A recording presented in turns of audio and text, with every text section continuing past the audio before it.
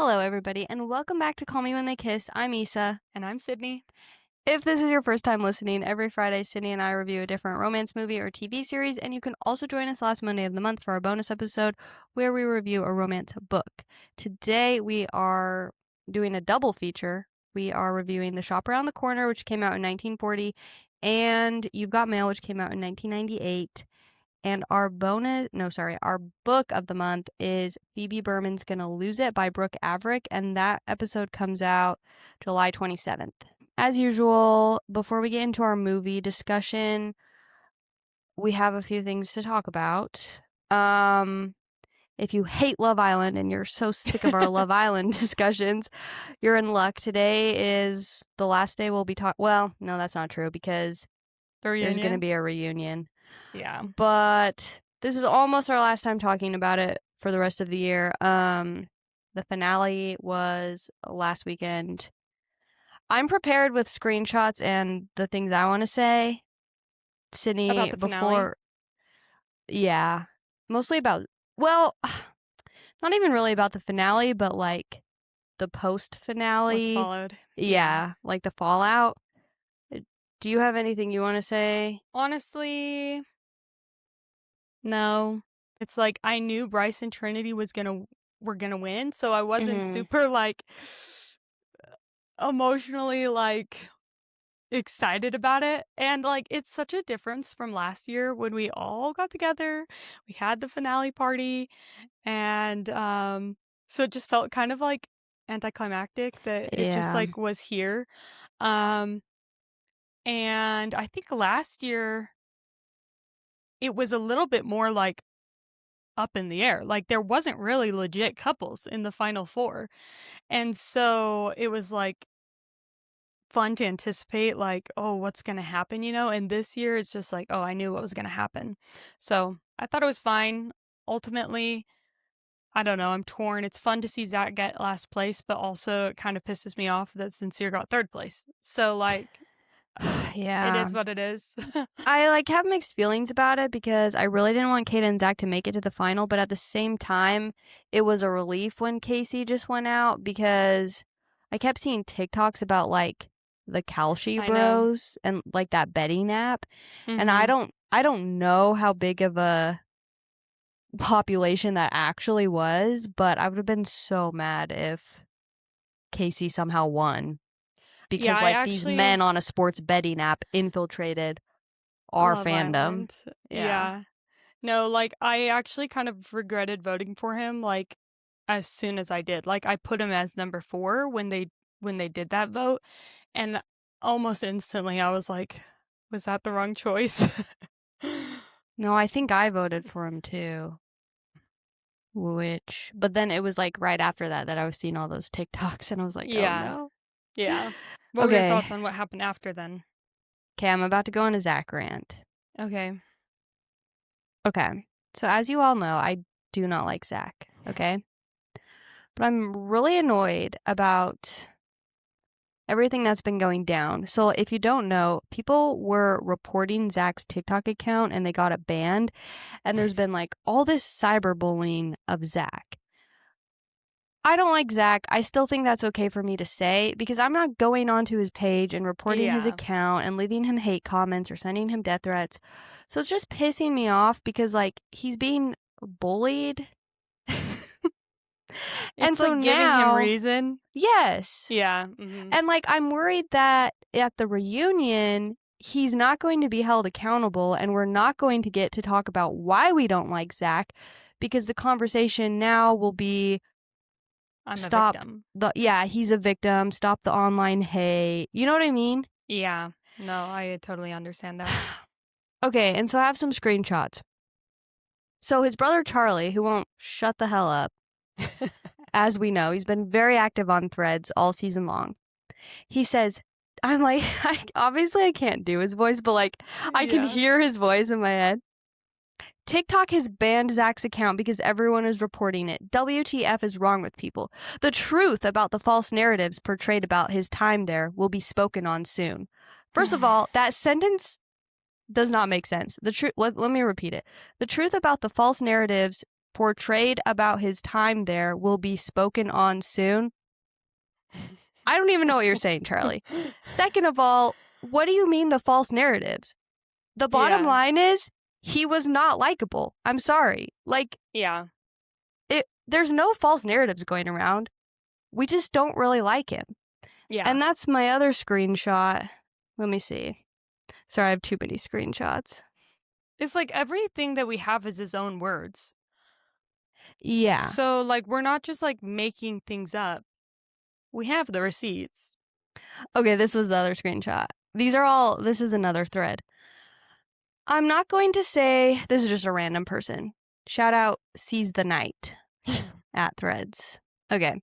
I'm not going to say Charlie shouldn't be defending his brother, but what I am going to say is I don't think he realizes, or maybe he does and doesn't care, that he is the reason it's even gotten this bad for Zach. Unfortunately for both of them, their personalities put them in a vicious catch-22. They're just not likable to the American audience, and Charlie won't stop adding fuel to the fire. Yikes.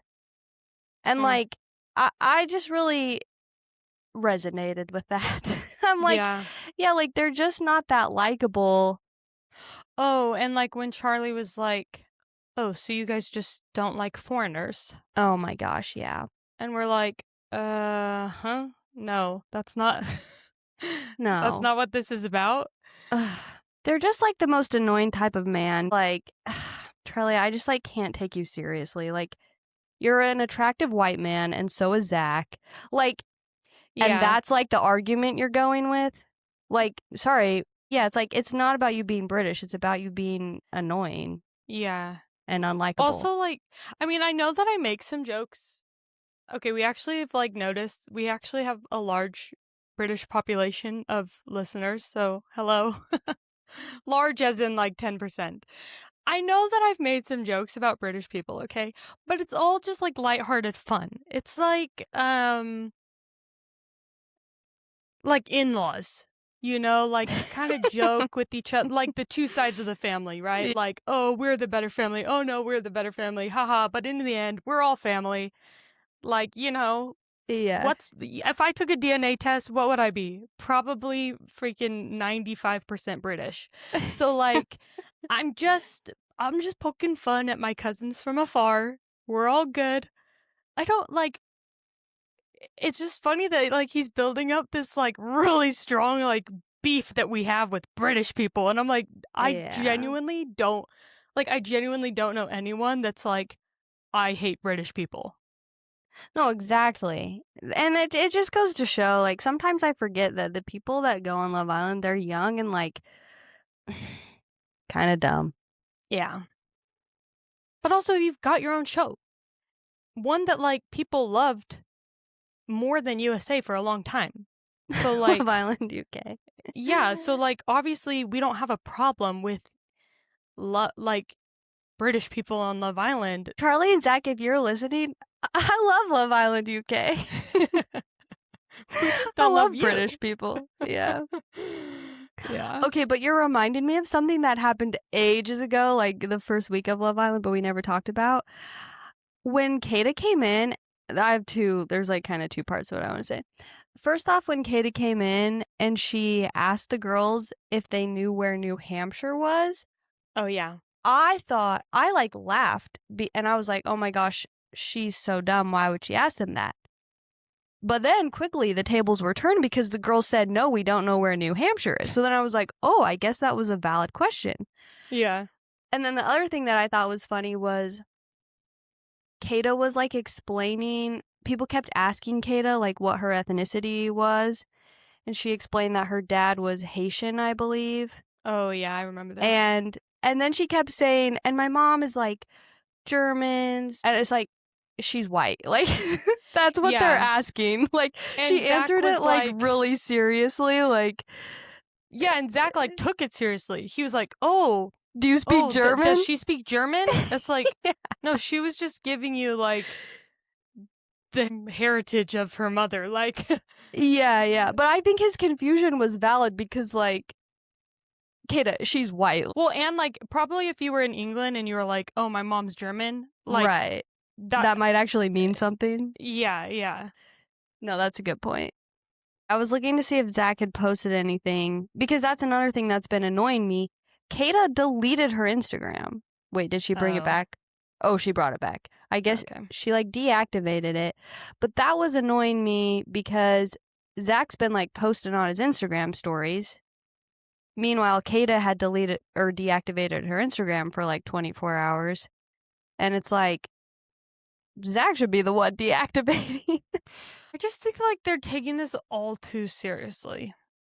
Like, you don't have to get so defensive. Like, I don't know if it's Zach's like ego or his pride or what, but it's like, Or you his know, this is Britishness. Love No, just kidding. Island. Yeah. Like, every single one of them has gone out with some sort of hate, you know? I mean, there's Mhm. still a big group of people that think Bryce and Trinity were faking it the whole entire time, you know? And so, like, everybody's gonna have backlash. Everybody's gonna have, like, things said about them. It's just the nature of the show. It happens every single season. It's nothing new. And that's not to justify, like, people being stupid and over the top, you know? But to, like, immediately come out and be like, stop this, stop hating on me, and Yeah. having all the family members come in and all the other people have to post things. It's like I said, they're all getting hate, and they're not all, like, posting statements for every single one of them. You know what I mean? Yeah, yeah. I'm like, he's a grown man. He can stand up for himself, or just, like, let it go, you know? Like, you're not likable. That's Yeah. okay. Make with your life what you want and move on, you know? Ugh, are you talking about like the statement that like Trinity, Melanie, all Yeah. of them posted? Yeah. The other thing that was dumb about that was then people were mad at Trinity, like, well, why isn't she saying so she's okay with the hate that Casey is getting? And it's like, no. Like why But why she's would not that friends with mean? Casey. Yeah, like why would that mean she's okay with that? I don't know. Yeah. People are so obtuse. Yeah. You can't win with Um anything like that, and it's just like, yeah. I did remember one other thing I wanted to talk about. I think this is my last Love Island thing. I'm ready. So Caleb is like one of the most followed people on Oh, Instagram, on yeah. social media. And I saw this TikTok that I feel like really articulated well how I feel. They said Caleb did neither of the two things that you are supposed to do on Love Island, which is make a love connection or be good TV. He did neither of those things. And for some reason, everybody's obsessed with him. And I don't have anything against Caleb. Like, good for him. But it's just like, just makes me roll my eyes when people like. They just reward men for doing the bare minimum. Yeah, they That, like, reward white because men. yeah, like, he didn't come on and he wasn't a total douchebag, so he gets the most followers. And it's like, really? That's just the bars on the floor. Yeah. Okay, I don't know how to transition this, so I'm just gonna say straight out, we got lost on a long I can't speak. A long tangent, and we're gonna cut it out, but I don't know how to move on to this next topic. Unless, did you have anything else to say about Love Island? No, I'm done. Thanks for Okay. letting me rant, though.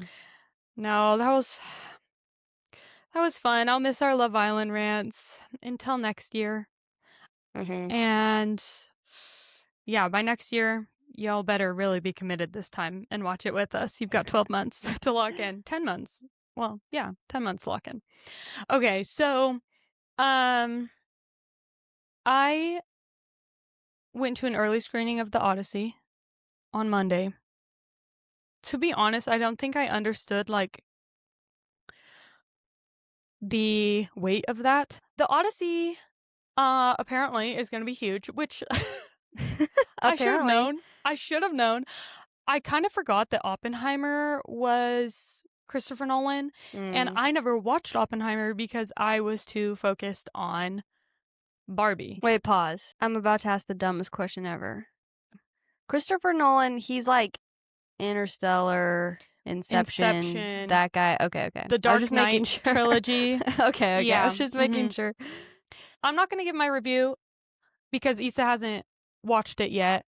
And I guess by the time that this comes out, a lot of people might have watched it. But I'll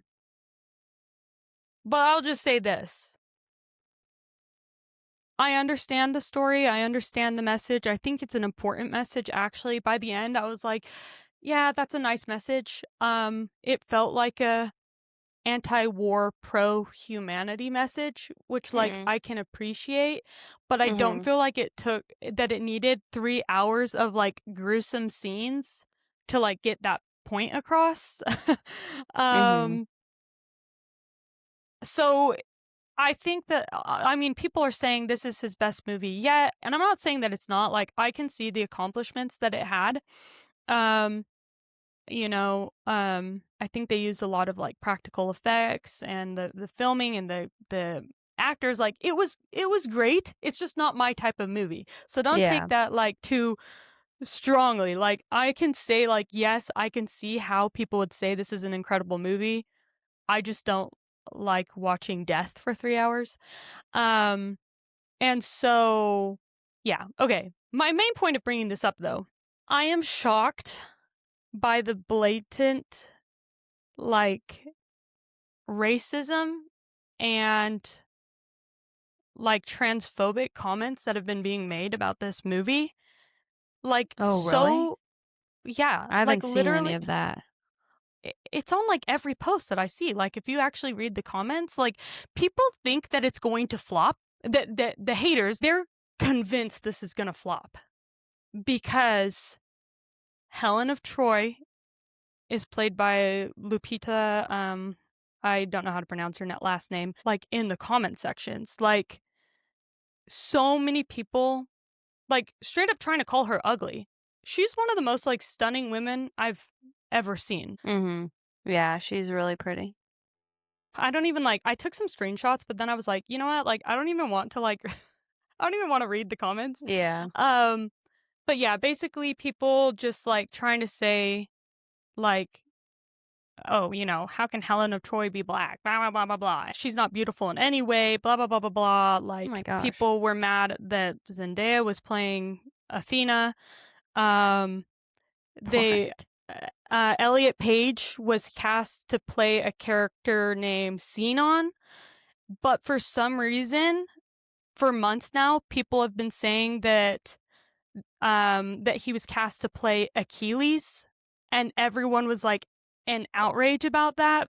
That's, like, who Brad Pitt played in the movie Troy, if people aren't familiar with, like, I don't know, the romance girlies listening, like, how much. Basically, I went into this movie and all I knew was my vague memories of Troy, but, like, that's what, like, came out, that's who he was playing, and people were, like, up in arms, like, so mad about that. They were like, if I see this person trying to fight off men twice their size, blah blah blah blah blah, like, I'm gonna blah blah blah. Oh my gosh. But yeah, like, it's been kind of disheartening. Like, obviously, I don't think that's the majority.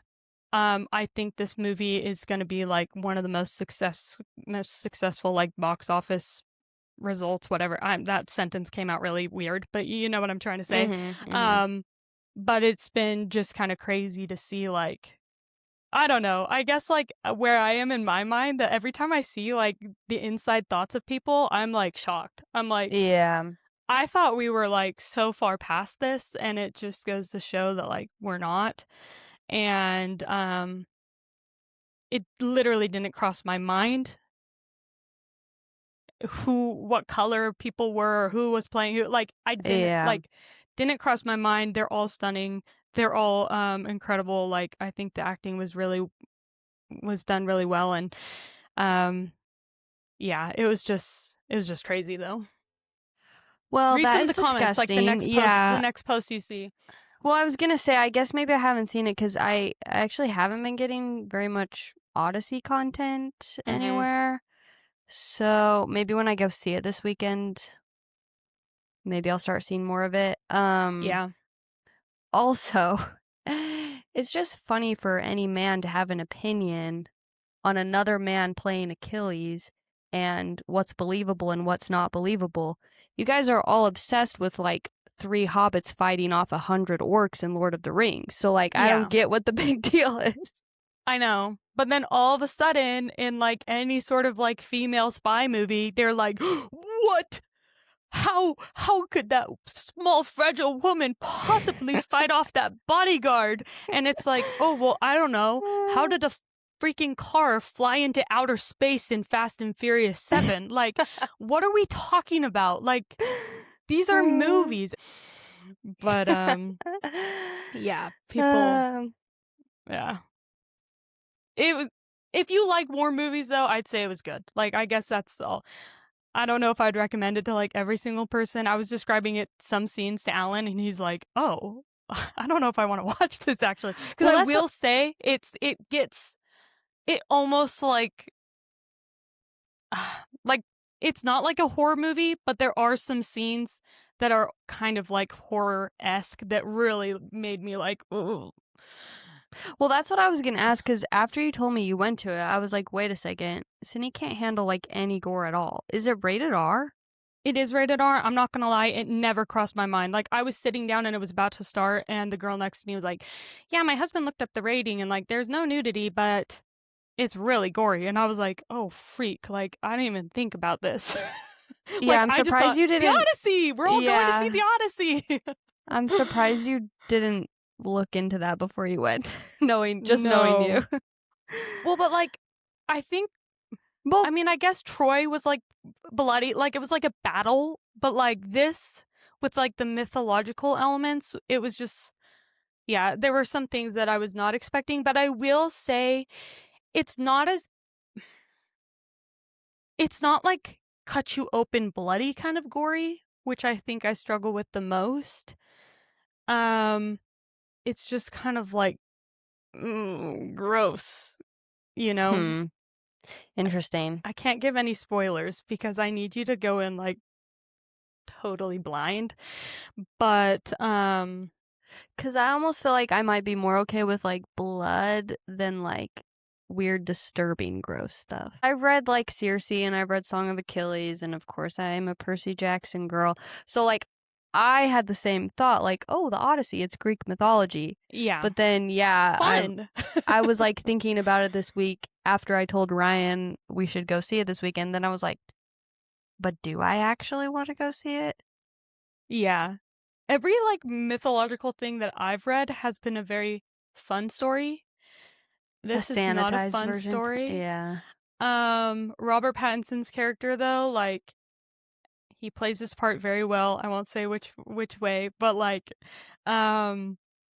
it's just so funny to, like, I'm looking at him and I'm like, this is my Edward, because I honestly haven't watched a lot of Robert Pattinson's films because he's in the weirdest things. Yeah, he's in, like, creepy stuff.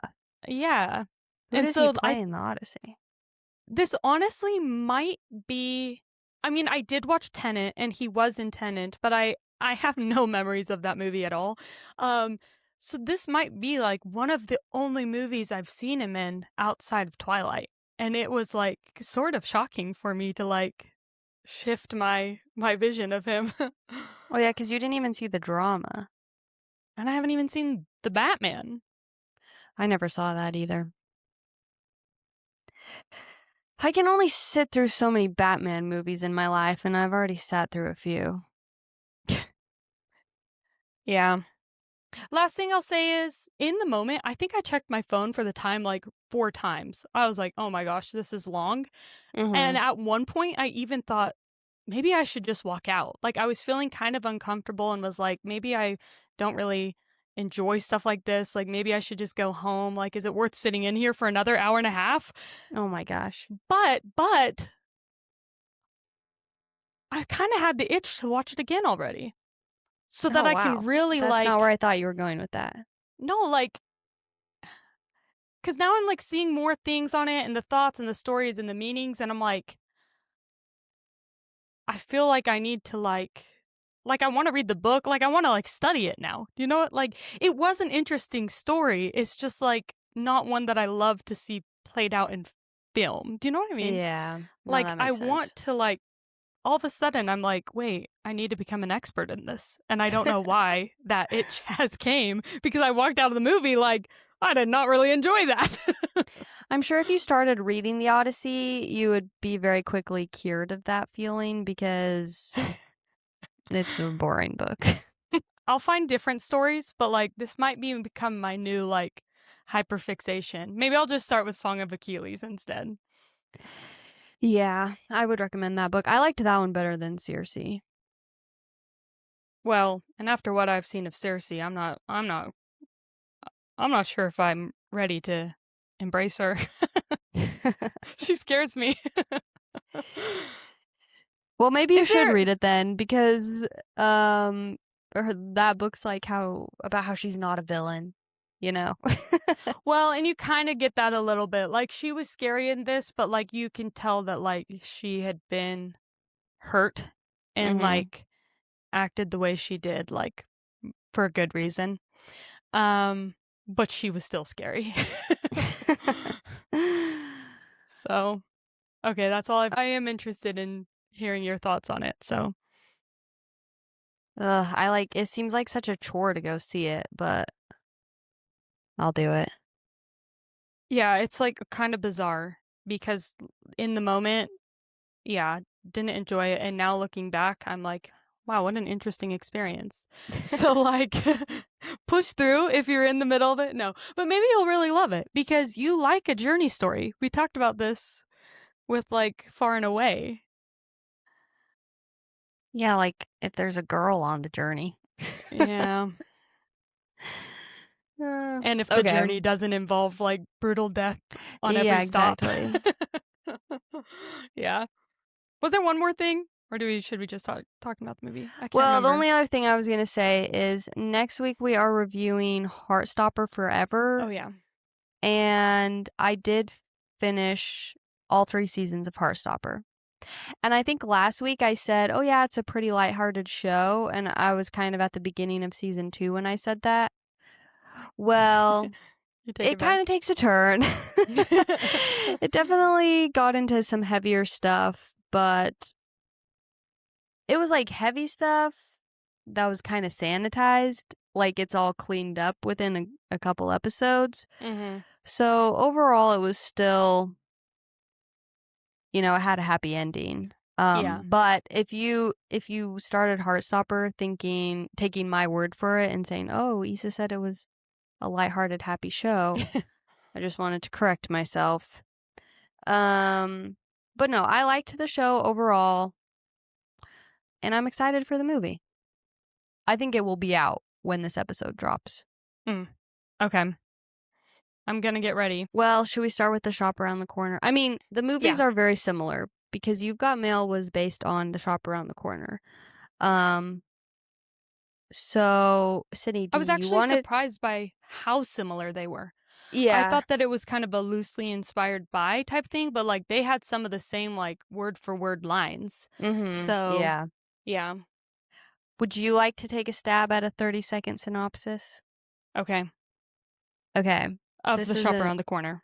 Sure, yeah. Okay. This is a new thing we've been testing out where we only have 30 seconds to give you guys a synopsis of the movie. Okay, now I'm feeling nervous. You got this. Okay. Remember last time I went over and you just let me finish. So, okay, on your mark, get set, go. Okay. So Mr. Monachek owns a shop that James Stewart's been a clerk at for like his whole life. He's 8 years. Not his whole life. I'm doing really terrible at this. Clara comes in. She needs a job. She kind of schemes her way into this job. They butt heads. They hate each other, but they've been writing like exchanging letters through like a newspaper ad or something. They met each other, and Mr. Monachek's being cheated on. This is like a side tangent plot that like Time. wow, I got nowhere. Okay, let me try No, again. as you started talking, I was like, no, there's actually a lot going on. Like, it's hard to Yeah. explain. Okay, take your time. Okay. Tell us what happens. Mr. Kralik and Miss Novak, they don't know it, but they've been exchanging letters, okay? And they are just totally infatuated in love with each other, but they don't know it.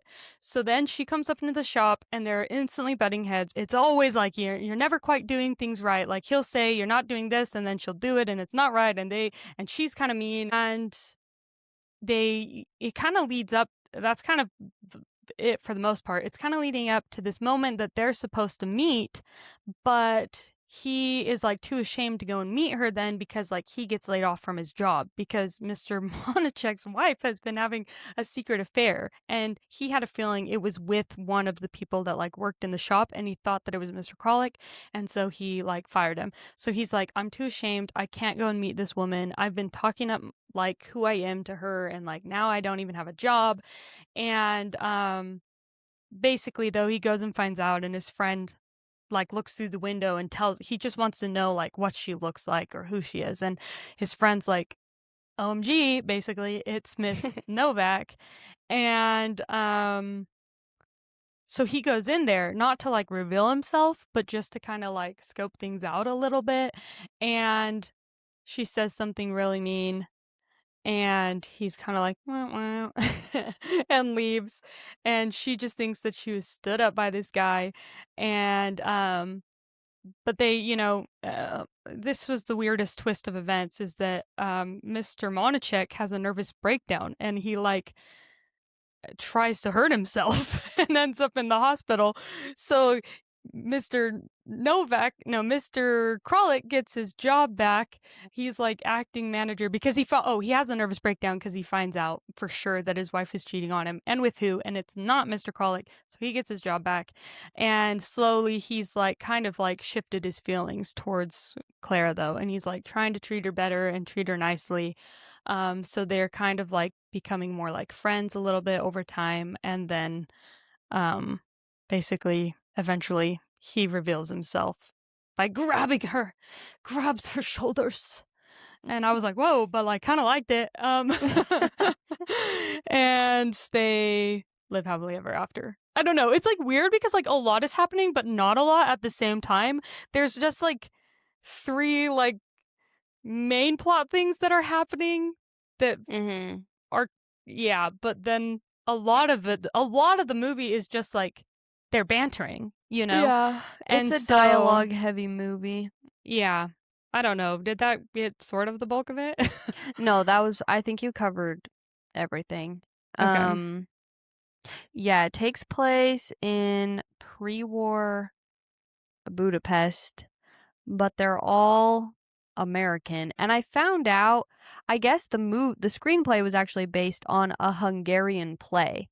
So I guess they kept the setting the same. It would have been so simple to change though. Yeah, and one of like the little fun facts I read was that studios were like hesitant to take on this film because of World War II. They were hesitant to like take on a film that takes place in Europe. But then on the other hand, Jimmy Stewart was criticized for not being European enough. But Yeah. So yeah, I don't know. I don't really know what their reasoning was for like casting all these American actors but having it take place in Budapest. I don't know. And Mr. Monachek, Cindy and I both recognized him. He's the wizard in The Wizard of Oz. And I really liked him in this movie, actually. His name I like all the main characters. What is his name? Frank Morgan. Yeah. Yeah, I liked all of them. I really liked his like friend with the mustache. I can't remember his name. Yeah, he was really funny. He like made me laugh several times. Yeah. I like when he's peeking in the window at the shop. No, not at the shop, like at the cafe, the restaurant, yeah, where Kralik and Clara are supposed to meet, and he's like, well, if you don't like Miss Novak, you're not gonna like this girl. Yeah, he's like, what? Why? Because it is Miss Novak. Yeah, it is Miss Novak. That's what was hard. I mean, we'll get to like You've Got Mail, but like it was hard because it was like so funny and charming the first time I heard it. But then hearing it just like repeated in the second movie, I was like, oh, that wasn't as good. Well, and like I just don't think Tom Hanks is as charming as James Stewart. Yeah. So I think all these characters and the way they talk, I don't know, I'm like, oh, it's so cute and funny, but like it's very like fast paced, and they've got their kind of, transatlantic type accent, and it was just like fun. It just felt like they were fun and cute and lighthearted, and yeah. And we'll get to I get it's hard to like not merge the conversation on both, but yeah, I thought it was really cute and funny. Okay, made so me you laugh did a lot like more. it? I wasn't sure if you would Yeah. like it, 'cause, like, I've been watching some older movies, but you haven't been watching as many as I have, so I wasn't sure how you would feel about it. No, yeah, I actually, like, almost texted this to you, and then I was like, "Well, maybe I should just save it for the podcast," but, like, there's been this, like, obvious, like, resurgent of rom-coms, but they want to replicate, like, early 90s to late 90s, early 2000s rom-com vibes. That's what Mhm. they're saying when they're saying, like, rom-coms are so back, you know? But, Mhm. like, watching this, I was like, "I think they need to bring back some older vibes." Because, like, I see how this was, like, the blueprint, but, like, there's still just, like it's, like, hard to put a finger on, but there's just something different about I'm saying these ones, it's the only one I've watched, you know? But, like, I don't know. It just felt, like,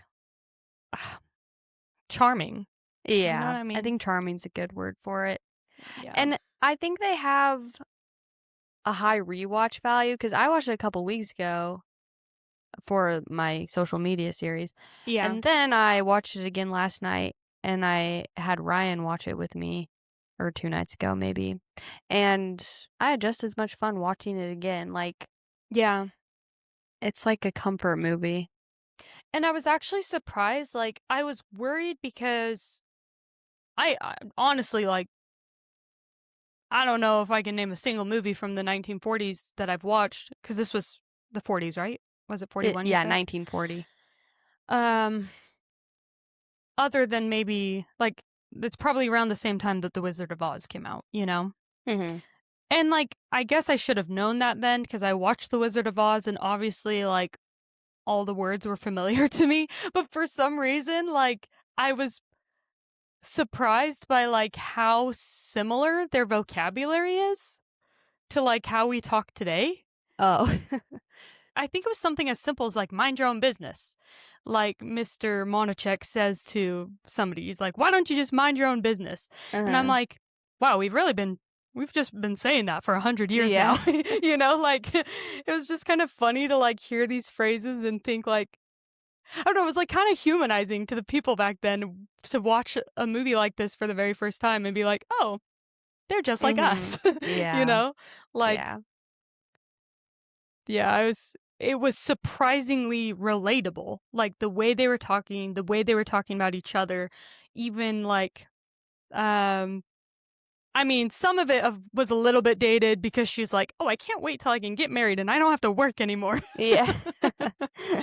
But for this being almost 100 years ago, like, I'd say it aged really well. Like, you can Mhm. watch this movie and relate to a lot of aspects of it and, like, feel seen in the characters and, like, understand it, you know? It doesn't feel like this far off world, you know? Mhm.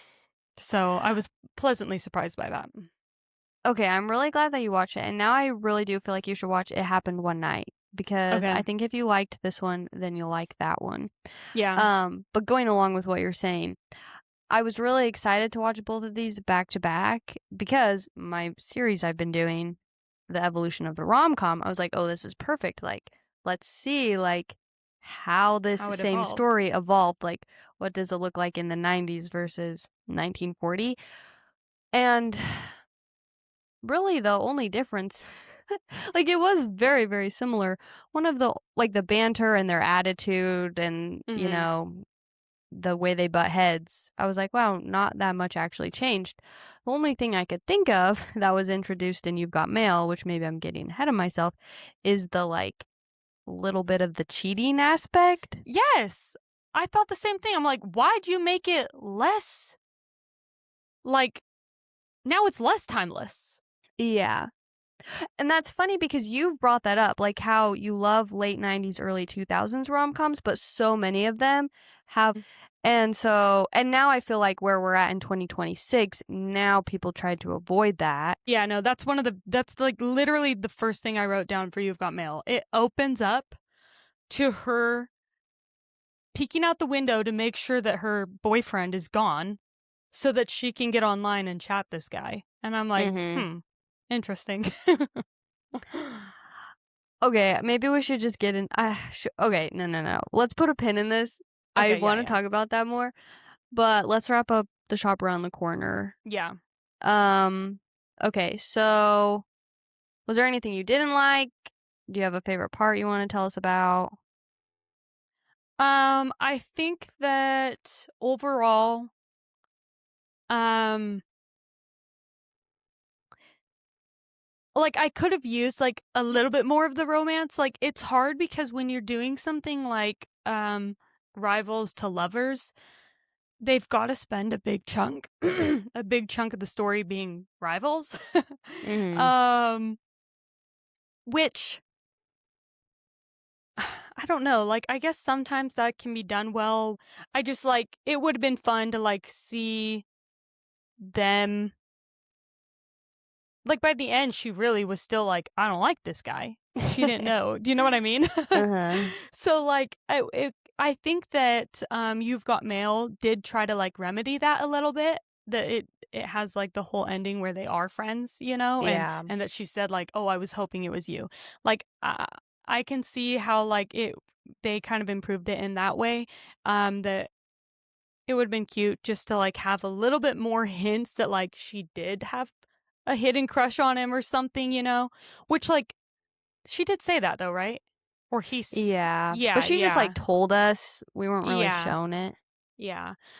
So, yeah, but I think my favorite part was when they were in the cafe, actually. Like, I think that was Um, I think the dialogue, like, really stood out to me, which again is, like, why yeah, I was kinda like, "Eh," I didn't like it in You've Got Mail because I Mhm. really liked it here, where, like, I can't remember what she says, um, about him, but what was his famous line? He's like, "That was the perfect," um Like, the perfect blend of poetry and meanness or something yeah, like like, that. I remember, like, immediately I was like, "That's a good line." Like, it was kinda like before she took it too far, you know, they were kinda, like, bantering, and it was kind of in this more, like, cute and playful way, and then he was like, "Whoa," you know? Like, but Mhm. I liked, I don't know. I liked a lot of it. I like that part too when they're in the cafe and they're sitting back to back, and I just Mhm. think Jimmy Stewart's really funny in that moment where she's like, "Well, I don't want you to love me," and he goes, "Well, I don't." And he Yeah. hunches up and, like, turns away from her. The And way then the way an they deliver their lines is, like, Yeah. better, you know, like, it's not just like they're reading I feel like in these movies back then, they had more character to them, you know? Yeah, yeah. But sorry, continue.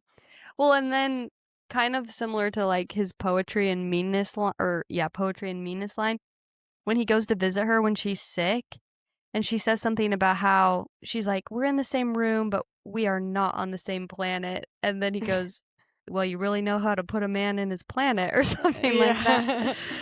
I liked Yeah. that part too. I think But the no, I dialogue was really good. yeah. Um, I also like when she's gonna get him that music box, Oh, yeah, and but he was like, "No, no, please." Yeah. Okay, what would you rate it? Um, well, I guess it's hard because 'cause we've kind of been introducing this factor into, like, the level of, like, the romance of it all, like, we keep bringing that up recently, like, is it Yeah, that's romantic? true. Um, I don't know, like I said, this one would lean less towards, like, "Oh, this feels, like, so romantic," you know? But it made me laugh. It was cutie. It was cutie. It was cute. I don't know why I said that. Um, I had a good time. Um, I'd say, like, 4 stars. Yeah, I give it 4 stars, and I think I like this one slightly better than You've Got Mail, and I'm way more likely to rewatch this one than You've Got Mail. I'd say I like this one a lot more than You've Got Mail. Oh, excellent. I'm excited Yeah. to hear your thoughts on You've Got Mail. Yeah. Okay. Um, I did Oh, go read though, ahead. maybe you read the same thing, but it was like I I kinda wanna, like, watch more movies by this I don't know if he was director and writer or what, but, this one was, like, praised because apparently it was, like, less scandalous than some of his Oh, other yeah. ones, And now I'm like, ooh, like, what kind of scandalous movies was he making in the 1940s or 1930s? I read that too, yeah. I kind of want to, like, watch one of them and see what they're like. Yeah, well, I looked up a list of his movies, and I didn't Mhm. really recognize any of the other ones. Yeah, I hadn't heard of any of them. So I'll Okay, go. well, I'll watch one. I think I'm just about ready to move on to You've Got Mail, but should I share the rest of my fun facts about the shop around the corner? Yeah. Something else I thought was interesting, another reason why the director or writer or whatever, I don't know how to say his name, Lubitsch or something like that. That's that cannot be right. But anyway, What'd you just call me? Hollywood, Just kidding. yeah, no, literally. Hollywood was hesitant to make movies about the middle class at this time. They either made movies about the extremely wealthy or the extremely impoverished because they just thought it was more interesting. Ironically, like, their target demographic was the middle class, so they thought that those people didn't want to watch movies about their own lives. So I thought that was kind of interesting. And then the movie takes place over like 6 months or so, and it ends around Christmas time. And they did not want to use fake snow, so they brought in 30 tons of ice that they shaved to create real snow. But in my mind, I was like, isn't that still fake snow? Okay, but that is a fun fact because I actually did think about the snow. Like, there were a couple scenes that I thought, the snow looks kind of interesting. Is this fake? And so, like, that's actually interesting for me to hear because I actually noticed that.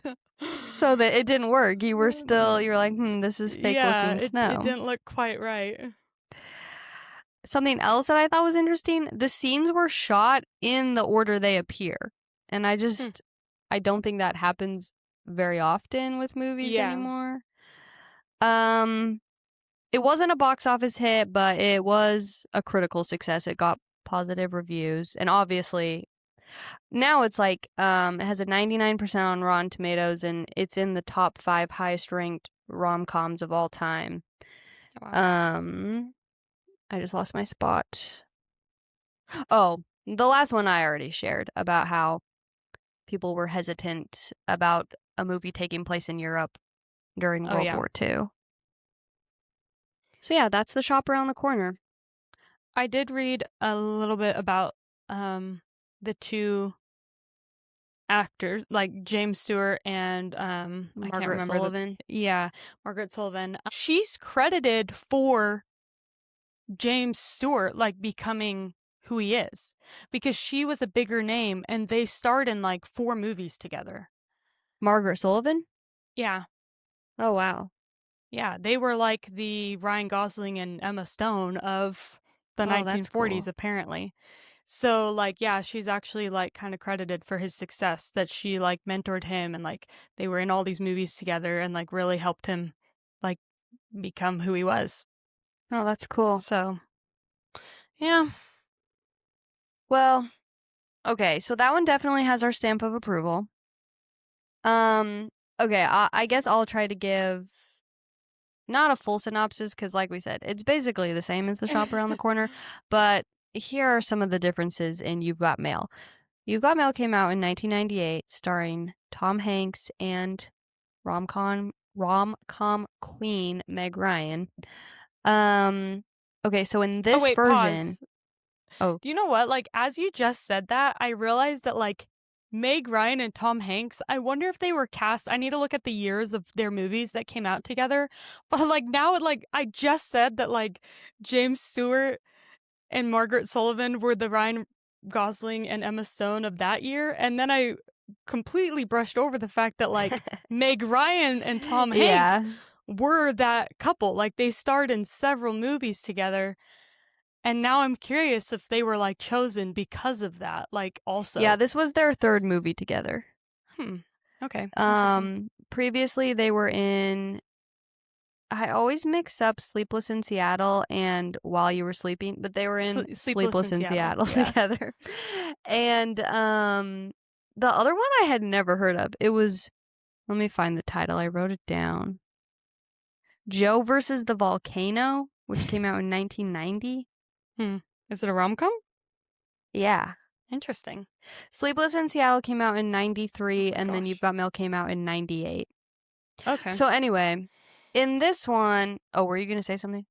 No, I just said, oh my gosh, because like I kept trying to Oh. cross my arms and I just kept like punching my Oh. my microphone. Ignore me. Okay, so in this one, Meg Ryan owns an independent bookstore in New York City, and she inherited it from her mother. Her name is Kathleen. And then Tom Hanks plays Joe Fox, and he is a businessman. Basically, him and his dad own like the equivalent of Barnes and Noble, which is so funny because it's just there's just so many funny things about this movie, because like a big theme of it is like the internet is a new thing, email's a new thing, and it's like Technology's technology and capitalism. But it's just so funny that like she's being ran out of business by like this Barnes and Noble type store, where now in 2026, Barnes and Noble famously a few years ago, yeah, it like almost went under because of Amazon. And some have, like Borders. Oh, I yes. used to shop at Borders just as much as I shopped at Barnes & Noble, and that's just gone. Amazon, the inception of Amazon was 1994. So it's just interesting that like when this movie came out, Jeff Bezos was in his garage.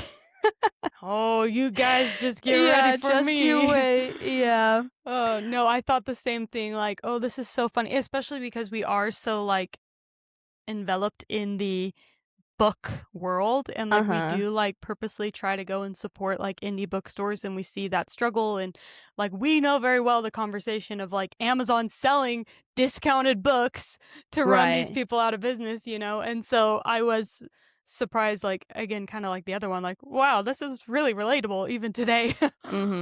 Yeah.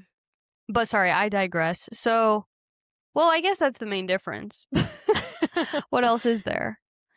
I mean, like, he's much more of a villain in this.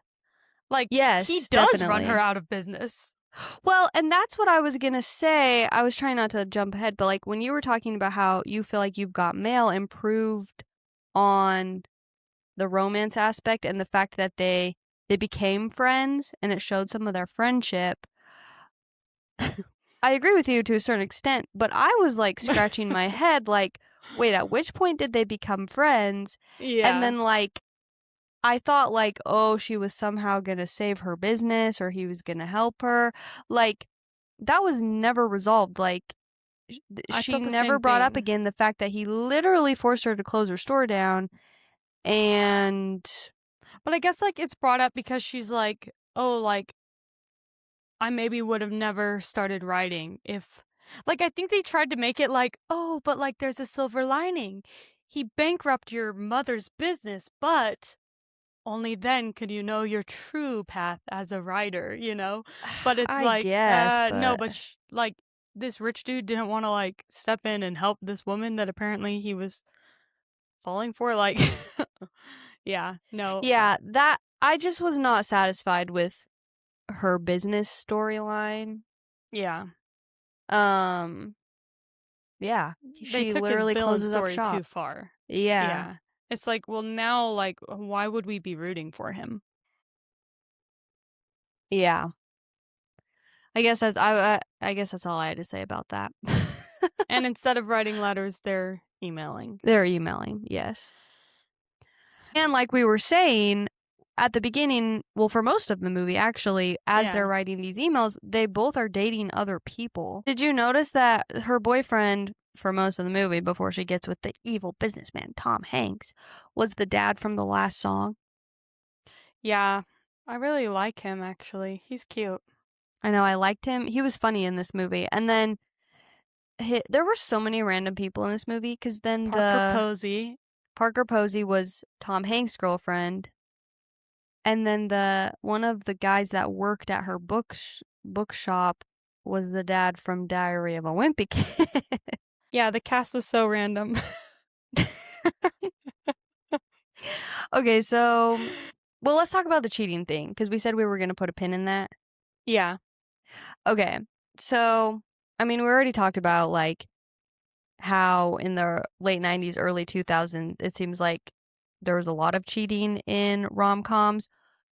Also, I've mentioned this in some of my videos on social media before, but, like, cheating was, like, explicitly banned from movies at the time The Shop Around the Corner was made. So that's just, like, an interesting tidbit for you. But the other thing about You've Got Mail is one of the things Kathleen, aka Meg Ryan, asks, because again, this is like very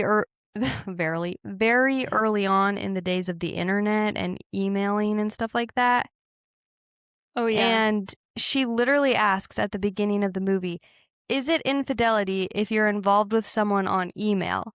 And I just thought that was so funny because, like, in today's world, It's like, duh. yeah. But these were, like, all new concepts to them. Yeah, that's true. I didn't even think about that. Yeah. And her friend was like, well, have you had cyber sex? Yeah. It was like, what? Yeah, so that was the line, I guess. Yeah. According to yeah. her friend, at least. No, that's a really good point. They're like, oh, no, this isn't. And that's where we're at now, unfortunately, with like AI companions. Like that Yeah, true. question is now being asked, is it cheating? And I'm like, this is crazy. No, that is insane. The answer still seems obvious to me, but I don't know. Yeah, I mean, I guess you set your own boundaries and standards in your relationship, but for Yeah. me, yes, the line would be drawn before the emails are sent. Okay, well, I think that was the only other thing I had to say about the cheating thing. Did you have any I other just think that thoughts? it's funny that they're like, oh, well, like basically they're like, oh, it's okay that they're kind of having this emotional affair because like their partners suck. And it's like, Yeah. I mean, that's the only way that they can make it palatable, right? Because like if they had good partners, then it's just like, well, this is sad. You know? Yeah. They have to be self-absorbed, shallow people because then we don't really care that they're cheating. But my thought was just like, just why include it at all? It didn't like really do anything for the plot, you know? It's just interesting too, the concept, like what people consider to be a serious relationship, because like at face value, the relationships that they were in, I would consider serious, Oh but yeah. they clearly, like, they were all basically living together, or each of Yeah. them were living together. To me, that All seems four of them. serious. Yeah. But like, I No, think that yeah. the movie wanted us to think that they weren't that serious of relationships. Yeah. No, I agree. It was interesting. And it was interesting that it lasted for so long too because like you said like it they didn't break up till like way into it. Like he was going to the cafe to meet her when he Yeah, was still in the true. relationship and Well, he and didn't she was call it too, I off. thought. Yeah, they both were. And so, yeah, like they kept that going for a long time. So they had to have been together for, I mean, they were already pretty established and together for a while, but they're also together for like the whole length of the seasons changing in this movie, you know? So it seemed like long, serious relationships, but yeah, it was interesting and odd because, like, in the original story, like, Mr. Monachek or whatever his name is like his whole like crisis is around his wife having an affair. And then they're like, let's have our two main characters basically be having an affair, you know? Yeah. Like, Oh, that's a good yeah, point. I hadn't thought about that. eh, yeah. But I think overall, yeah, I definitely liked Shop Around the Corner more. I don't like movies with texting. And this gave me Mm. like it was basically like texting, you know? Mhm. And for some reason, like the letters in the Shop Around the Corner like felt better because we weren't sitting there watching them like dear blah blah blah, blah blah blah blah blah blah. You know Right, what I yeah. mean? Like, I don't like movies when they're just like sitting around texting each other. I'm always going to prefer seeing like face to face chemistry and like banter and conversations and all of that, you know? And that's still something that bugs me. And like a lot of modern movies do show texting, and like it still bugs me. I don't know. Sometimes I'm like, am I missing what? Like, I think they're fine, but I don't like. I guess we haven't rated chemistry and all that. Like, what would you rate their chemistry? Uh, it's hard. I think I'm just biased because, like, I don't really like Tom Hanks. And Yeah. I think overall that was my main issue with the movie. I don't particularly like him in general, and then he wasn't super likable in this movie. I actually think Meg Ryan was even more likable in this movie than she was in When Harry Met Sally, but I Mm-hmm. think she had better chemistry with Billy Crystal. Yeah. It's funny. Okay, this is gonna sound like such a mean thing to say, okay? But we're like, oh, Meg Ryan, rom-com queen. In real life, she's like, was married to Dennis Quaid, like, who, mm, Is Dennis whatever about Quaid? him now. Whatever about him now. But like back then, yeah, Uh-huh. I watched The Parent Trap as a little girl and was like, this guy's attractive, you know? Uh-huh. But it's interesting to me that these rom-coms that she's in are with guys that like are not very, not like attractive in the unconventionally attractive kind of way. They're just like, I'm saying that as somebody that like did develop a crush on Billy Crystal, but like I still recognize that like, yeah, this is just a me thing, you know? And like same that's how I see like Tom Hanks though. And I'm like, it's interesting that she was like so cute. All the boys had a crush on her in the time. Like I still remember like my mom teased my dad about Meg Ryan, like always. Her name was That's always coming funny. up. Like, oh well, you always had a thing for Meg Ryan. And so like but it's interesting that like when no one feels that way about the guys that she's cast opposite to, you know? Well, I guess that was the heartthrob of the time. It's kind of like I Glenn know. Powell. Like years from now, people are gonna be like, Glenn Powell was a heartthrob of the 2020s. I don't know, but like do people really like really find Glenn Powell attractive? I Well, I guess I feel like should. for a while Hollywood was really trying to make Glenn Powell happen. Oh, Maybe they they've given were. up, but Yeah. Hollywood. Yeah, they saw something in him that I was not buying, but I mean, I like Glenn Powell. I've seen movies he's in. I think he's fine. He's like a funny guy, but I'd rather see him in comedies than as like a romantic lead. But well, yeah, and I but you think know that what? well, I think the other problem too is I can't remember if we talked about this or you sent me a TikTok about it, but like I don't feel like there's any actors Oh yeah. that we have right now that like want to be in rom-coms. Mhm. Like who is our main leading man right now in Well, you know rom-coms?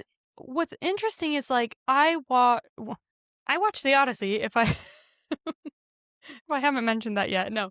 This was maybe the first movie that I've watched with Tom Holland in it that I Oh actually my. kind of saw him as like, oh, he's kind of starting to finally not look like a little boy. We're the same age, but it feels icky for me to like find him attractive because I literally like see him and I see like a 16-year-old boy. Like for some reason, mm-mm. Like, even if in some weird alternative universe, Tom Holland walked up to me on the street and asked me out on a date, like, I don't think I could say yes. And it's not because he's not cute. He just, like, looks so young. It's weird. But I felt like like, I mean, he's fine in Spider-Man, right? And I'm like, why wasn't. I feel like it's just like it's just like your obligation. Like, who was Chris Evans before he was Captain America? He was in a rom-com. Who was Robert Downing Jr. before he was Iron Man? He was in a rom-com. Like, you don't get to skip that step. And it's not even, I'm not even saying that, like, I want to see Tom Holland in a rom-com. It just, like, bugs me that, like, he got to, like, skip it, that he went, like, straight to the Marvel movie to now, like, Christopher Nolan, I'm a great actor. Like, I think he made a joke, like, in an interview that he thought they were going to call Timothy Chalamet or whatever, because he's not, like, Tom Holland's not seen quite as that serious of an actor, you know? But it's Uh-huh. like, well, then why haven't you ever done a rom-com? You think you're too good for that? You know? Like, Uh, it kind of bugs me. Like, I feel like it's a rite of passage. If you're going to become, like, the leading man of a Marvel movie, you have to commit and do a rom-com. And he can do Marvel, it with though, his is wife. I think Marvel's a bad example. Like, no one really, like, it's not like Marvel has any level of prestige right now. I don't No, think. but, like, they're still, like, those guys are still being taken more serious for, like, getting a Marvel role versus getting a rom-com role. Yeah, Because half maybe. of those characters were in Marvel movies. Zendaya, Tom Holland, Lupita, Robert, Yeah, that's true. Anne Hathaway was Catwoman. Like, all these people. I don't know Robert? who Robert Pattinson. He was in a Marvel movie? No, a superhero movie. He's Batman. Oh. Yeah, but um, Batman has a level of prestige, I think, Matt that Marvel Damon. doesn't. I mean, true. But even Matt Damon was in a Marvel movie. But, like, every single one of these, like, prestigious people in a Christopher Nolan film has been in a superhero movie. So, like, you Well, start yeah, with the 'cause, like, rom-com, then you make it to superhero, okay, we're then getting you off make track it. here. Do you know what I mean? Like, yeah, I'm not even gonna get into it.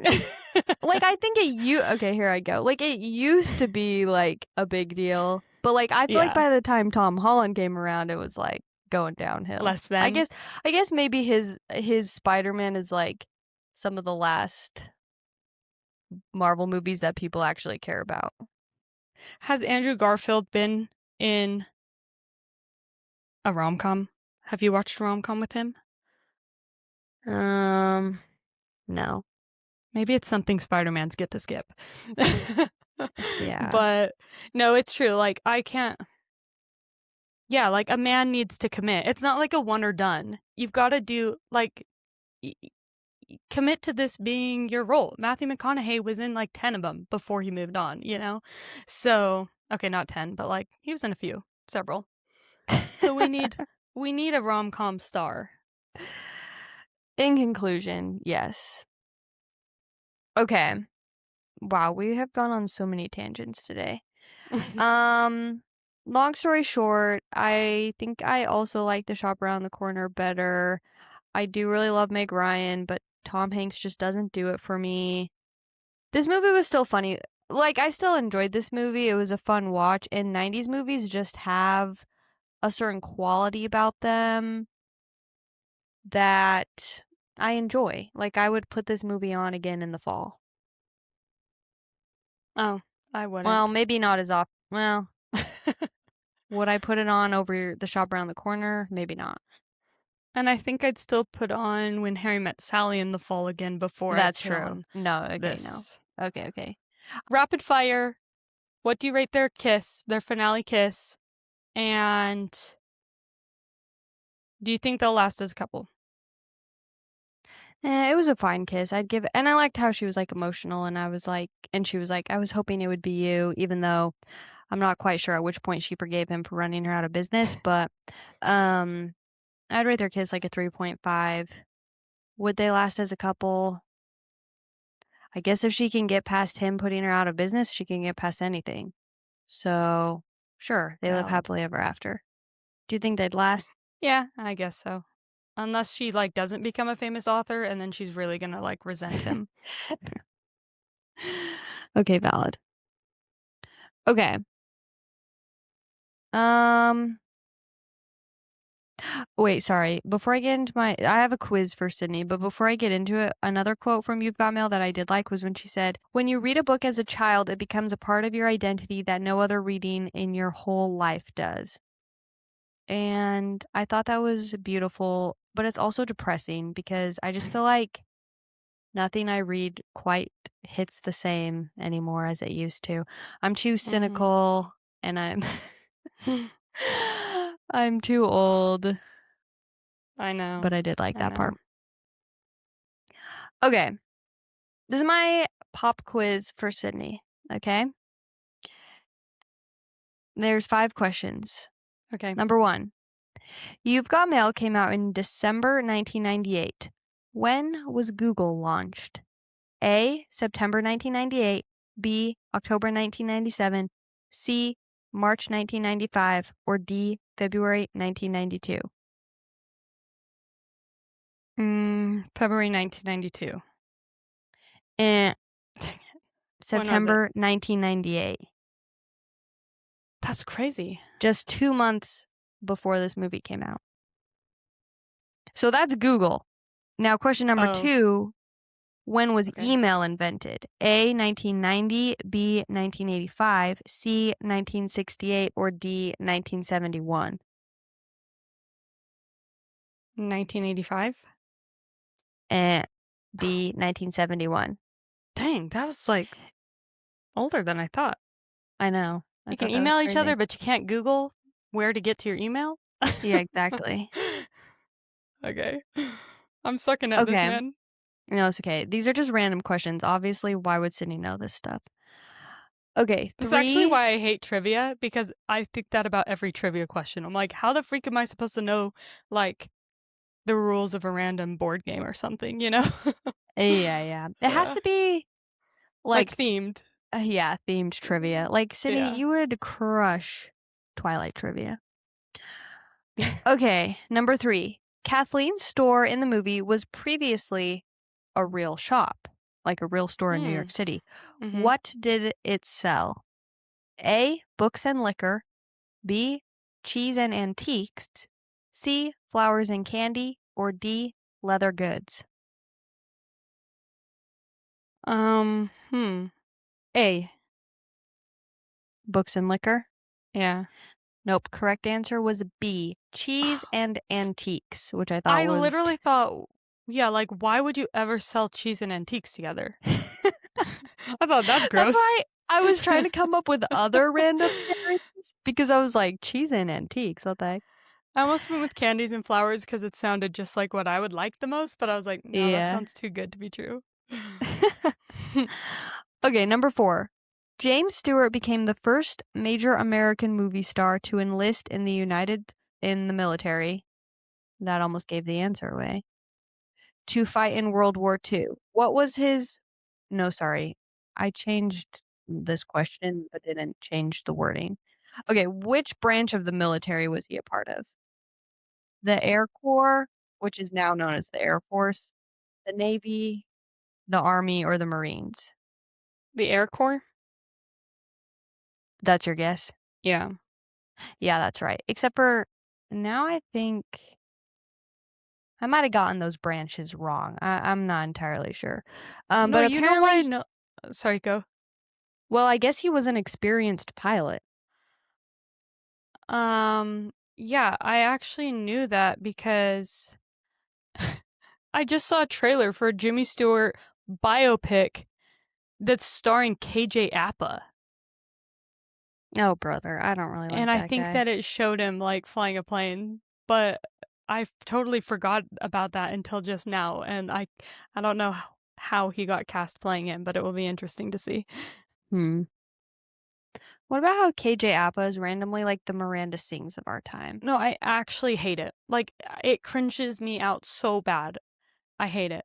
I hate his Yeah, because Mr. like, you know, Fantasy if a thing. woman was doing it, it wouldn't be funny. Yes, exactly. I hate it so much. Okay, number 5. As you know, Nora Ephron directed You've Got Mail. Which one of the following movies did Nora Ephron not write and or direct? A, Sleepless in Seattle. B, Bewitched. C, When Harry Met Sally. Or D, While You Were Sleeping. While You Were Sleeping? Ding, ding, ding, ding, ding. Good job. Honestly, it makes sense that that's the one you would get right. So I feel like you have not lost any credibility as a rom-com podcast co-host, because the one question on here that was highly specific to rom-coms, you got it right. I'm sorry that I don't know about cheese and antique shops in New York City. Yeah, you're fine. No, that was fun though. It's always fun to learn something new, even though I get them wrong. I'm not dumb, I swear. No, you're not dumb. No, yeah, I really enjoyed these movies. I should stop waiting till the last minute so it doesn't feel like such a chore, because then I start it and I'm like, wow, I'm actually really enjoying this. Like, Yeah. so yeah. I definitely Okay. recommend them. I'm really excited that you liked The Shop Around the Corner because I haven't been wanting to pressure you into watching all these old black and white movies I've been watching, but now I feel more Well, I don't know still what give word me I'm the looking for best is yeah. recommendations because, I don't wanna keep paying $5 to rent every single one No, of that's these. true. Um, that's like I won't even get into the whole conversation of what, like, irritates me so much of, like, not having, like, real media anymore that they can just, like, totally influence what we can see, Mhm. based off what's on streaming. But yeah, no, I definitely so It Happened One Night is the one that's, like, your favorite, right? Yeah. Okay. I think of the ones I've watched, that's probably the only other one that I really think you should watch. Okay. I'll watch it. Okay. Okay, well, you guys, thank you for listening. Um, I don't wanna wax on any longer than we already have, so see you next week for Heartstopper Forever. Bye. Bye.